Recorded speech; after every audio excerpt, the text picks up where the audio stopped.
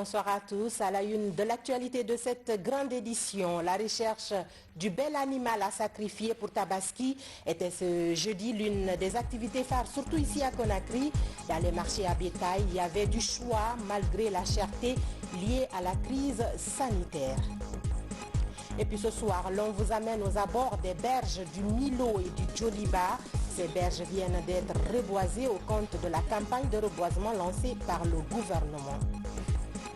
Enfin, inauguration du siège du FODAC, entendez Fonds de développement des arts et de la culture, un appui du gouvernement pour le rayonnement des arts et de la culture en Guinée. Les échos, ce sera dans ce journal. C'est tout pour les titres. Merci de préférer la RTG pour vous informer. Bonsoir et bienvenue dans ce journal qu'on entame par ce message départ. À l'occasion de la célébration du 21e anniversaire de son accession au trône, le chef de l'État, professeur Alpha Condé, a adressé à Sa Majesté Mohamed VI, roi du Maroc, au gouvernement et au peuple marocain ses vives et chaleureuses félicitations, ainsi que celles de son gouvernement et du peuple de Guinée. Le chef de l'État a aussi réitéré à son homologue marocain toute l'importance qu'il attache au renforcement et à la diversification des liens historiques, d'amitié, de coopération et de solidarité qui unissent la Guinée et le Maroc. Le Conseil ordinaire des ministres a tenu sa session ordinaire ce jeudi 30 juillet. Plusieurs questions étaient sur la table, dont le projet de lancement du backbone national et le financement des communes de Conakry. Compte rendu Bernard Tonguino. Au menu des échanges de ce jeudi, 3 sujets principaux. Le message du chef de l'État, le compte rendu des sessions ordinaires du Conseil interministériel et les questions diverses.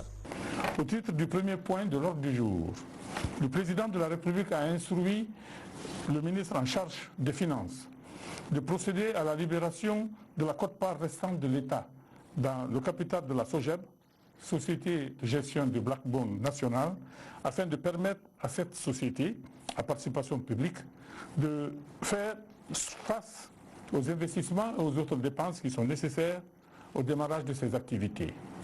Le chef de l'État a ordonné la réalisation d'un audit complet du secteur des télécommunications en vue d'optimiser les ressources générées par ce secteur et maximiser les revenus de l'État dans un domaine qui est reconnu partout ailleurs comme un important gisement en matière de fiscalité.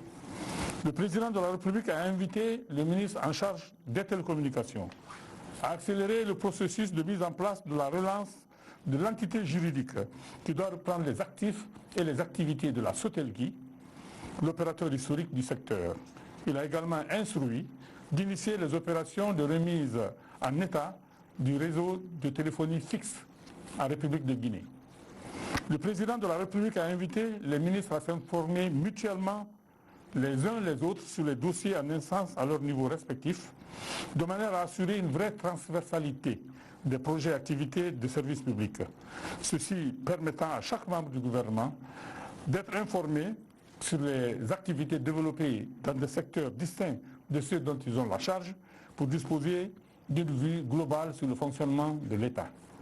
Le chef de l'État a invité le ministre en charge des Transports à diligenter la mise en œuvre du projet de réalisation de la ligne de chemin de fer Conakry-Kouria, 65 km, qui fait actuellement l'objet de négociations dans le cadre d'un contrat BOT et qui constitue la première phase de reconstruction de la voie ferrée Conakry-Niger. Le président de la République a instruit au ministre concerné de mettre un terme, dans les meilleurs délais possibles, à l'hébergement de ministères et autres services publics dans des édifices privés. Il a déploré que l'État guinéen dépense près de 170 milliards de francs guinéens par an en charges locatives qui auraient pu être investis dans la construction d'édifices publics ou pour l'acquisition, sous des formes diverses, de bâtiments existants. Il a par ailleurs insisté sur la nécessité de démarrer l'opération d'aménagement du centre directionnel de Koloma qui doit abriter l'essentiel des départements ministériels. Le chef de l'État s'est félicité que le président actuel de la Banque africaine de développement, BAD, M. Akinwumi Adesina, ait été entièrement disculpé de toute mauvaise gestion par un panel d'experts indépendants après qu'il ait été auparavant blanchis par le comité d'éthique de l'institution. Monsieur le Président de la République a noté avec satisfaction que grâce au leadership africain, la Banque africaine de développement est devenue l'une des 5 principales banques multilatérales de développement dans le monde, avec un actionnariat qui regroupe 80 pays, 54 pays africains et 26 non-africains. Le Président de la République a incité de nouveau sur le respect des gestes barrières et des autres mesures de prévention dans la lutte contre la Covid-19. Il a informé le Conseil de la multiplication des points de prélèvement et de dépistage, de la distribution gratuite d'importantes quantités de masques, dont 4 millions d'unités offertes par le Président de la République, de l'édition de certificats de négativité non falsifiables. Il a également déploré la persistance, il a cependant déploré la persistance des infractions suivantes pour la répression desquelles il exige toute la fermeté et toute la rigueur requise. Refus d'utilisation ou port fantaisiste de masques par de nombreux citoyens. Ouverture clandestine de certains bars, restaurants et autres lieux de réjouissance publique. Indiscipline de malades récalcitrants qui s'obstinent à se soustraire du protocole thérapeutique établi par l'ANSS. Après le compte-rendu du Premier ministre sur les sessions ordinaires du Conseil interministériel, des autres présentations ont été faites au cours de la rencontre. Le projet de décret portant création et fonctionnement de l'Agence de financement des communes de Conakry, AFICON, un projet soumis par le ministre de l'Administration du Territoire et de la Décentralisation. La présentation sur l'état d'avancement du lancement du backbone national, un exposé fait par le ministre des Postes et Télécommunications et de l'économie numérique. Au terme des débats, le Conseil a adopté le projet de décret relatif à la création et au fonctionnement de l'Agence de financement des communes de Conakry. S'agissant du lancement du backbone national, le Conseil des ministres déplore le retard qu'accuse le démarrage effectif du projet en dépit de la mobilisation de près de 250 millions de dollars pour sa réalisation. Le Conseil des ministres invite le ministre en charge des télécommunications à user de toutes les diligences nécessaires afin de procéder au démarrage rapide de cet important projet. La Tabaski sera célébrée demain 31 juillet en Guinée et partout dans le monde musulman. À cette occasion, le secrétaire général des affaires religieuses invite les croyants à respecter les consignes sanitaires édictées par les autorités pour éviter la propagation du Covid-19. Ali Jamal Bangoura est au micro de Soriba Bangoura. J'ai l'honneur de vous adresser au nom du chef de l'État, président de la République de Guinée, Son Excellence, professeur Alpha Condé, de celui de son Premier ministre, chef du gouvernement, Dr Ibrahima Kassouri Fofana, et à mon nom propre, les souhaits de bonnes fêtes de Tabaski à l'ensemble du peuple de Guinée et particulièrement à la communauté musulmane. Les jours de la fête de Tabaski sont des jours d'invocation et d'évocation d'Allah, comme cela est rapporté dans un hadith du prophète Mohammed sallallahu alayhi wa sallam,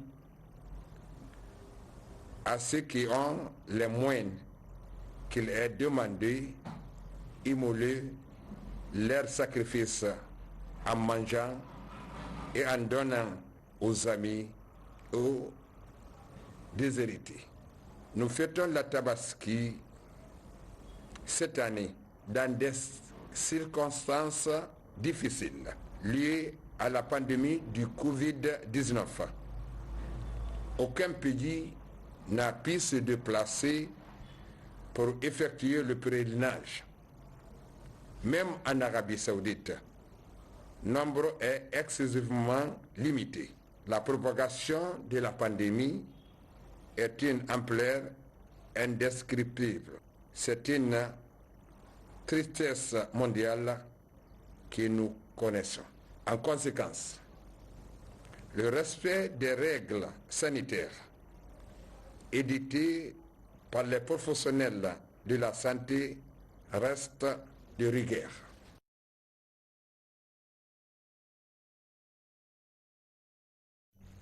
Et puis ce communiqué conjoint des ministres en charge de la fonction publique et du travail, conformément aux dispositions du décret numéro 2-95-250 PRGS-GG du 1er août 1995 instituant les fêtes légales à la République de Guinée, les ministres en charge de la fonction publique et du travail portent à la connaissance des travailleuses, travailleurs et agents des secteurs publics, mixtes et privés que la journée du vendredi 31 juillet 2020, jour de la fête de Tabaski, est déclaré férié, chômé et payé sur toute l'étendue du territoire national. Les ministres en charge de la fonction publique et du travail profitent de cette heureuse occasion pour souhaiter bonne fête à l'ensemble des travailleuses et travailleurs. Signé Dr Mamadou Ballo. À la veille de cette fête, l'une des plus importantes de l'islam, la recherche du bel animal à sacrifier dans les parcs à bétail est le sport le plus pratiqué, surtout ici à Conakry. L'affluence est perceptible et chacun, selon le contenu de son porte-monnaie, essaye de négocier le prix de l'animal de son choix. Mamadou Saliouba a fait le tour dans un marché à bétail de Conakry. Suivez son reportage. Difficile de se frayer un chemin dans ce marché à bétail de la capitale, bien ravitaillé en petits et grands ruminants. Vendeurs et clients se côtoient sur fond de marchandage. Un tour dans le marché, Alpha Kamara et Aïcha Silla sortent soulagés d'avoir trouvé le mouton du sacrifice. Je suis très content parce qu'on a l'habitude à chaque fête de Tabaski de faire le sacrifice et cette fois-ci aussi, Dieu merci, on ne peut que remercier Dieu pour nous avoir donné les moyens à pouvoir trouver encore des bétails. Cette année avec l'épidémie, parce que c'est l'argument qu'on nous place, donc tu peux avoir au coût de, c'est-à-dire 2 fois le prix. Mais machallah, j'ai réussi à l'avoir, alhamdoulilah, je remercie Dieu. Avec un peu de moins, il faut chercher ce qui sera un peu présentable afin que toute la famille en bénéficie et donne aussi au voisinage. Dans ce marché, chacun compte arracher le bétail de son choix à la hauteur de ses moyens. Certains se donnent la main pour trouver l'animal à immoler le jour de la fête. Nous sommes au nombre de 4 personnes, mais jusqu'à présent, chaque année, on enlève 1 million, mais les 4 millions même, ça c'est insuffisant. À défaut de ça, on est obligé de rentrer jusqu'à la maison, aller voir encore, parce qu'on ne veut pas louper à ça. Parce que même s'il faut crédit, on va crédit pour faire. Cette année, l'aide El Kébir intervient dans un contexte de crise sanitaire. Mais certains vendeurs de bétail se tirent bien d'affaires. Bouba Diallo est dans le commerce du bétail depuis 11 ans. Même si la crise sanitaire affecte son commerce, il a livré presque tout son bétail. Le remorque que j'ai envoyé, ça, en tout cas, c'est parti un peu quand même. Ça reste un peu, mais en tout cas, je n'ai pas peur parce que c'est mon travail. J'ai trop duré dedans, l'expérience est là. L'Aïd el-Kébir est la plus importante célébration musulmane. Malgré la crise sanitaire, chacun compte immoler l'animal pour perpétuer le sacrifice d'Abraham. Qui dit Tabaski donc dit immolation d'une bête. Pour ceux qui en ont les moyens bien sûr, comme vient de le dire Saliou, c'est le sacrifice d'Abraham perpétué depuis plus de 14 siècles en islam. Mais quel animal immolé et dans quel but? Fatimatou Diallo répond à ces questions. Suivi. L'épreuve atteste l'attachement du prophète Ibrahim à son Dieu. En mémoire de ce sacrifice, les musulmans qui ont les moyens immolent un mouton le jour de la fête de Tabaski. Par cet acte, les musulmans accomplissent un acte d'adoration et se rapprochent davantage de leur Créateur. Le sacrifice de sang est très important. Quand on le fait seul, c'est plus important quand on le fait en association.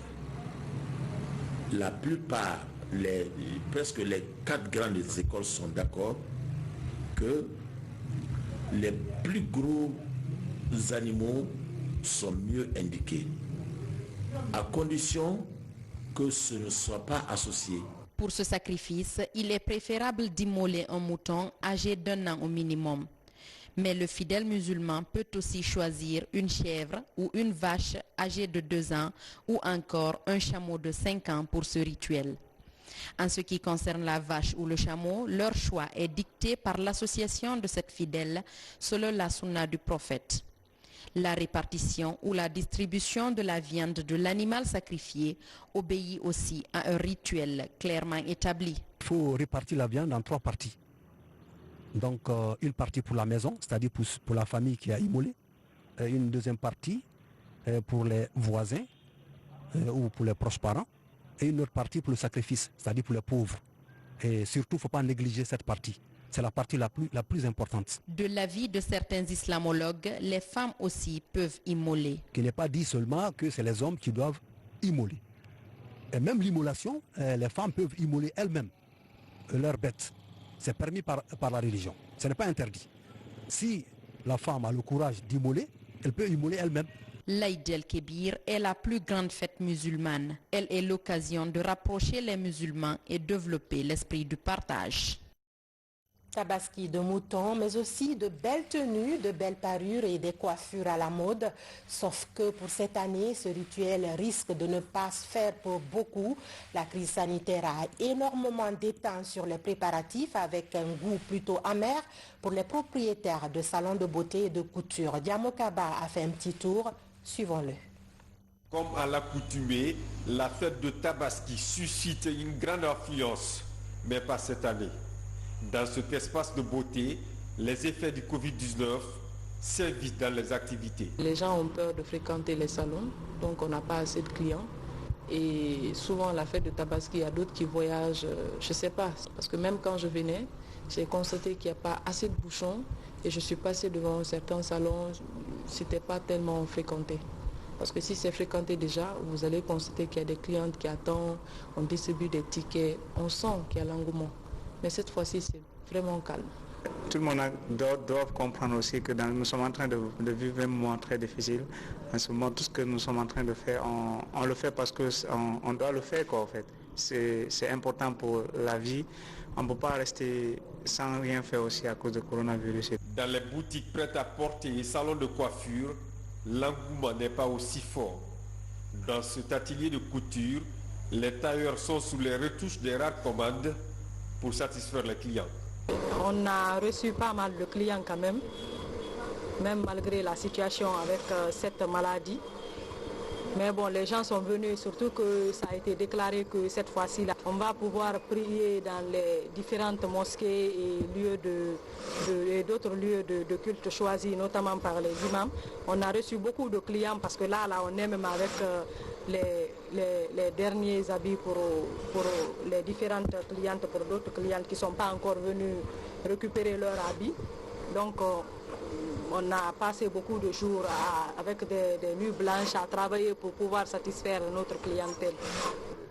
Non seulement je suis satisfaite du modèle, mais aussi, franchement parlant, je n'étais pas sûre de l'avoir aujourd'hui, parce que j'ai déposé hier, en cette période de Covid.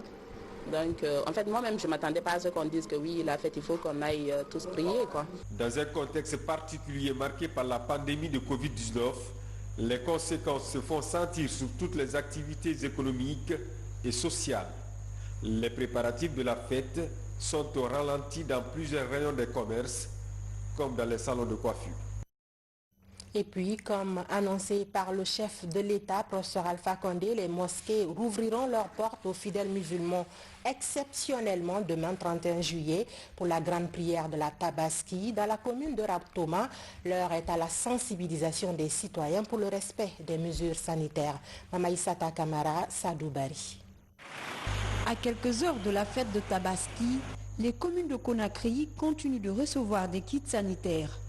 Pour limiter la propagation de la pandémie dans les lieux de culte, à la commune de Ratoma, on passe à l'acte avec l'aide d'acteurs de développement. Ici, à la Maison des Jeunes, les chefs de quartier et les imams sont en première ligne. Ce que je dirais à ces fidèles musulmans et ce que je dirais par-dessus tout à tout le peuple de Guinée, c'est que cette maladie sévit encore.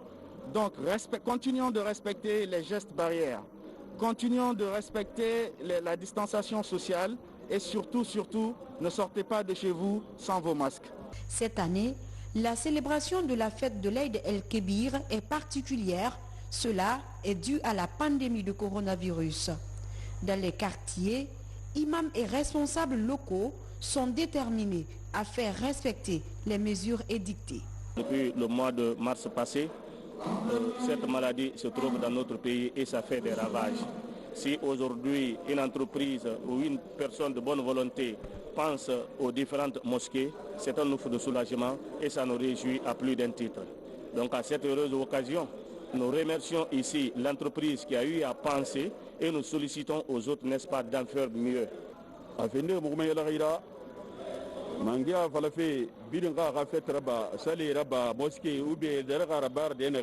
Nous sommes vraiment contents de la décision du président autorisant la réouverture des mosquées à l'occasion de la Tabaski.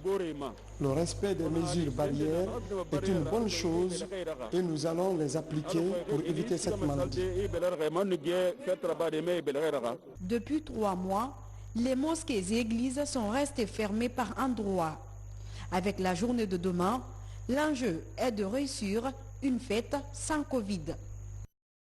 Du côté de la police nationale aussi, l'on s'apprête. Un dispositif sécuritaire est prévu selon le porte-parole du ministère de la Sécurité et de la Protection civile. Le contrôleur général Mamadou Camara est au micro de Morikaba, correspondant de la police nationale. Le ministère de la Sécurité et de la Protection civile, à travers la Direction générale de la police nationale, informe qu'il a mis en place un dispositif de sécurisation des lieux de prière, mais aussi de maintien de l'ordre sur la voie publique afin d'assurer la libre circulation des personnes et des biens.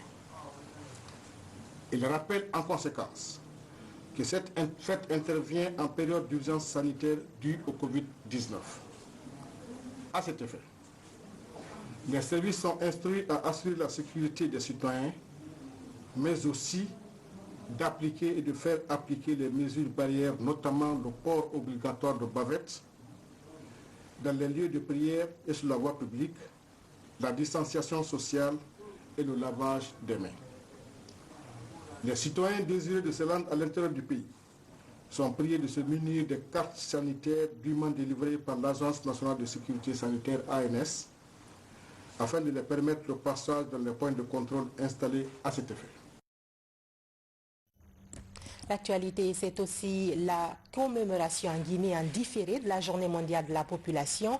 Au cœur des échanges, la vulnérabilité des femmes et des filles en cette période de crise sanitaire. À raison du contexte difficile lié justement à cette pandémie, le gouvernement guinéen et ses partenaires se penchent sur les grands défis auxquels font face les populations en ce moment. Falilou Diallo. Comment protéger la santé et le droit des femmes et des filles? C'est sous ce thème que la journée mondiale de la population a été célébrée cette année. Ici en Guinée, les acteurs impliqués dans cette lutte se sont retrouvés pour débattre du thème. En cette période de pandémie, il y a des mariages précoces, donc des jeunes filles qui n'ont pas terminé leur adolescence, qui sont aujourd'hui mariées parce qu'il y a confinement. Les enfants ne vont pas à l'école et les filles payent le lourd tribut. Et aujourd'hui, il y a qu'à cause de ce confinement, les enfants sont abandonnés dans les quartiers et à la vente avec des plateaux sur la tête et qui sont exposés à tout risque. Selon une analyse récente du Fonds des Nations Unies pour la population, 47 millions de femmes seraient dans l'impossibilité d'accéder à des moyens de contraception et que 7 millions de grossesses non désirées seraient à prévoir si le confinement se prolonge et les services de santé perturbés. 20% des ménages guinéens ont signalé une augmentation de la violence, augmentation de 43% de la violence pendant cette période de Covid.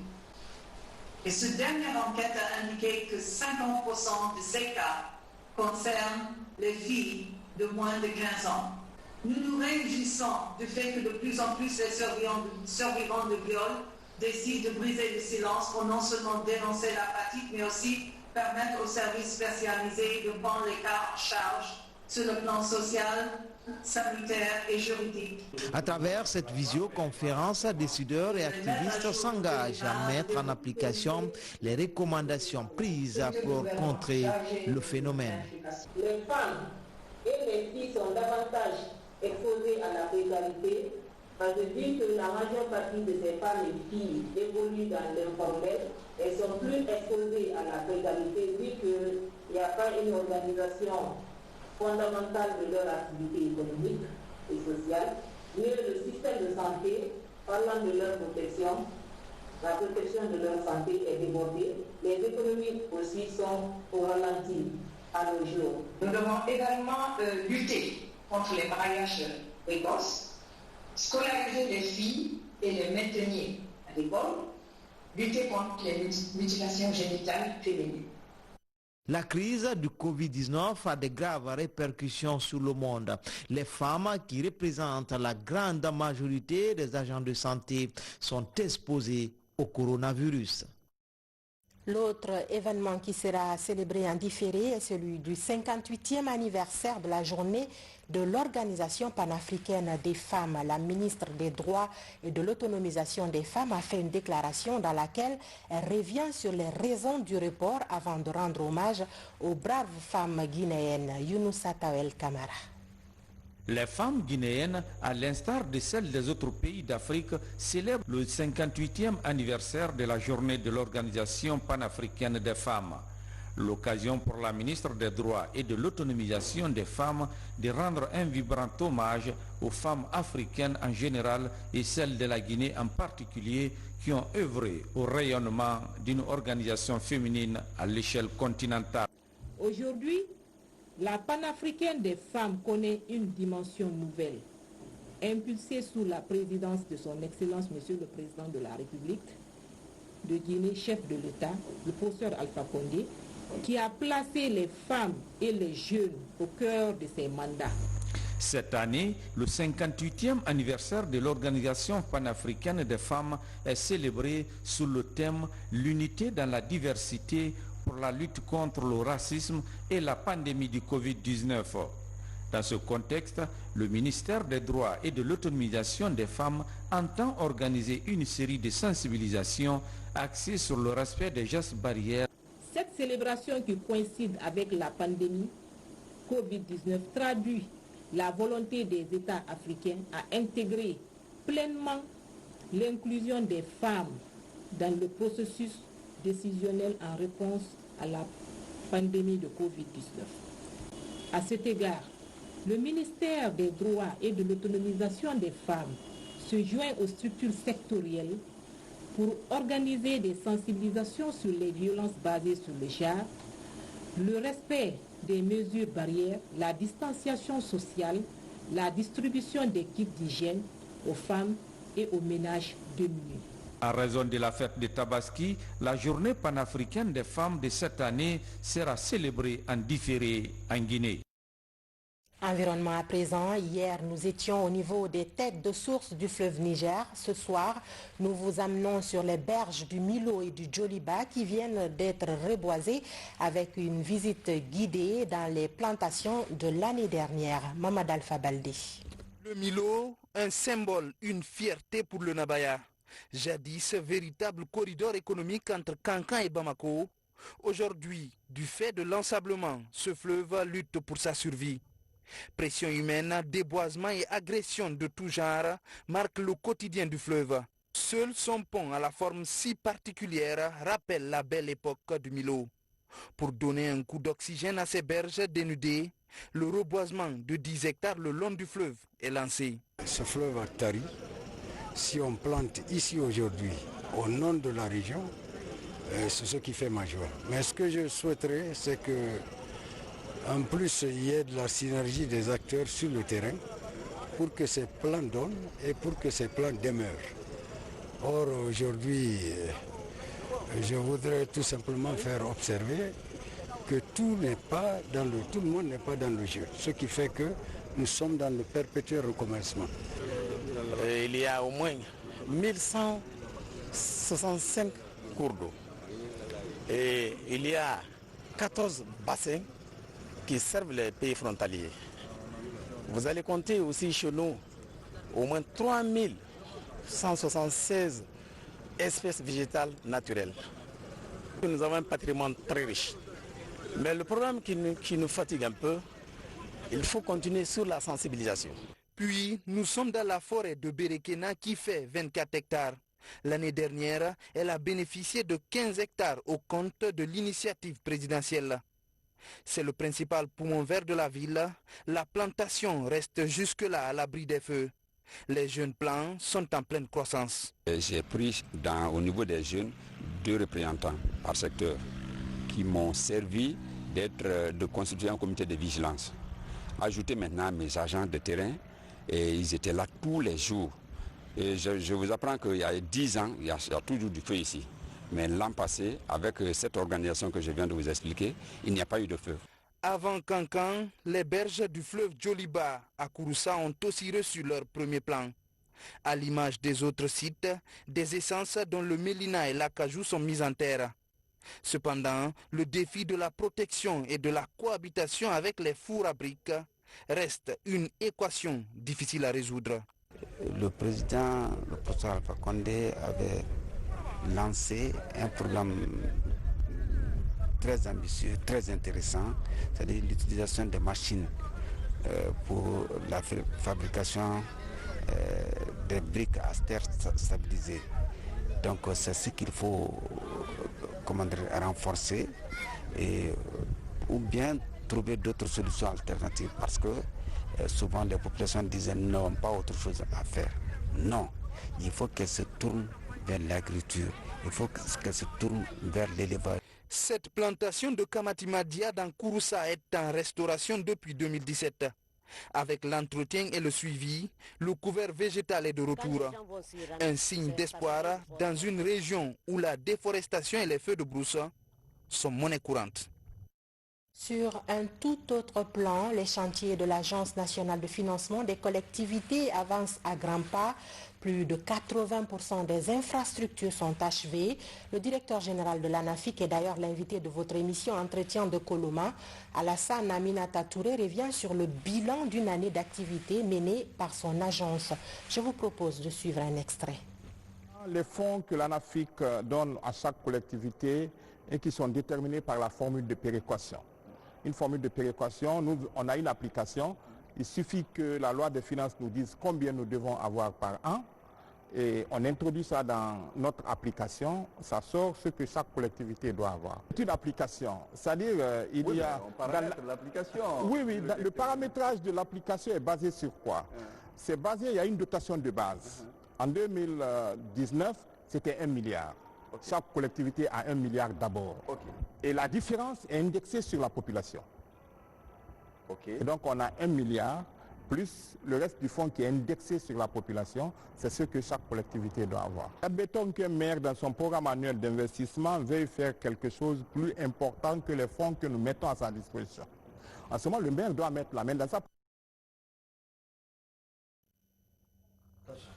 Vous suivrez l'intégralité de cet entretien réalisé par Aboubakar Kamara après ce journal. Et puis ce communiqué du ministère de la Sécurité et de la Protection civile. Le ministère de la Sécurité et de la Protection civile informe les étrangers résidant en République de Guinée de la reprise progressive de la délivrance des visas de prorogation de long séjour et des cartes de séjour biométriques à compter du lundi 3 août 2020. En conséquence, les anciens visas et les cartes de séjour non biométriques sont annulés sur toute l'étendue du territoire national. Conakry le 30 juillet 2020, signé Damantan Albert Camara. Dans l'actualité nationale également, l'on note la tournée des députés dans leur circonscription électorale, l'assistance de l'ONG Help and Hope aux démunis de la capitale et la dédicace du livre de l'écrivain Oumar Sivori Doumbouya. C'est un condensé signé Nabi Kamara. Comme le stipule le règlement intérieur de l'Assemblée nationale, après chaque session, les députés ont l'obligation de rendre compte à leur mandat. À Kissidougou, tout comme dans les autres circonscriptions électorales du pays, les élus du peuple rencontrent les populations. Ils restituent les résultats des travaux de la session inaugurale de la 9e législature. Il est tout à fait loisible qu'au terme de cette première session à l'Assemblée nationale, que nous venions surtout pour les remercier.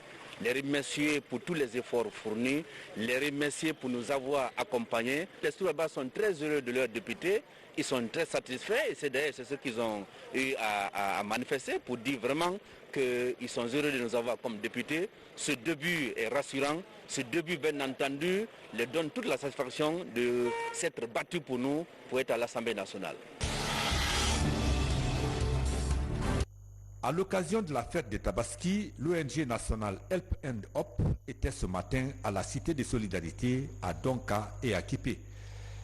Fidèle à sa vocation, celle de venir en aide aux enfants et aux personnes démunies, cette ONG était venue apporter des vivres et des enveloppes aux personnes vulnérables pour leur permettre de passer une agréable fête d'El-Kébir. Nous avons commencé à offrir des livres à des enfants. Nous avons également fait des activités, des dons de kits sanitaires à la maison centrale à DPJ.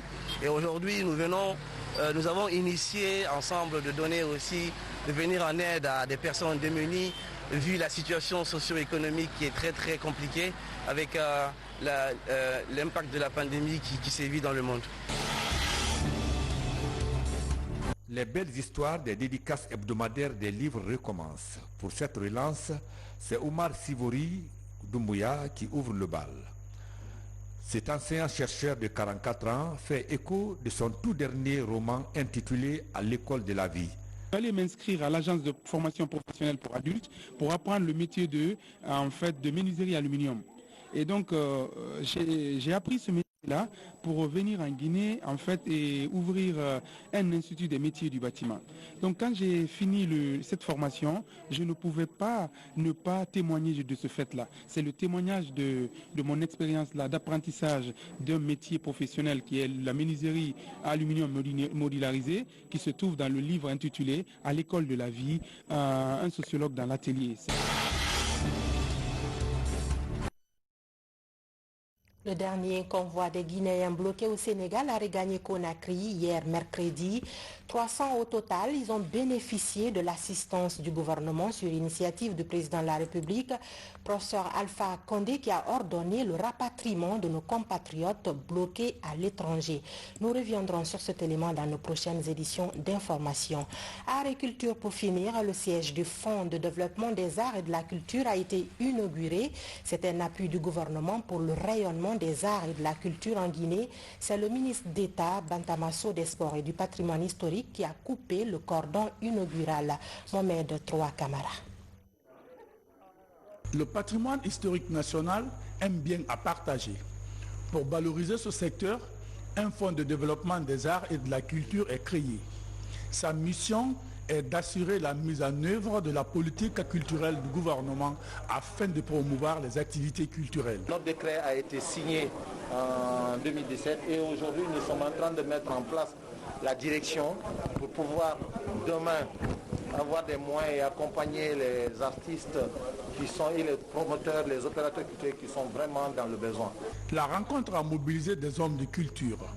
Ils apprécient cette initiative gouvernementale qui va ainsi propulser la culture guinéenne dans toutes ses dimensions. Je l'ai dit plusieurs fois, le président nous a désignés pour être à l'écoute de la jeunesse, pour accompagner la jeunesse. Pour ne rien au monde, nous pouvons bloquer cela. Vous avez vu, la semaine dernière, nous avons rencontré toutes les fédérations sportives. Nous avons rencontré d'abord la fédération guinéenne de football, ensuite les autres fédérations. Nous avons échangé, voir comment nous pouvons collaborer dans l'intérêt supérieur de la jeunesse guinéenne. Le Fonds de développement des arts et de la culture, FODAC, et la Fédération des artistes de Guinée, FAG, sont de nouvelles structures mises en place pour contribuer à l'amélioration de la vie des artistes. C'est la fin de ce journal. Merci de l'avoir suivi. Très bonne fête de Tabaski aux fidèles musulmans. Respectez les mesures sanitaires, mais aussi la quantité recommandée de viande à consommer par personne. Le cholestérol est à éviter. Bonsoir chez vous. Demain, vous serez avec Falilou Diallo.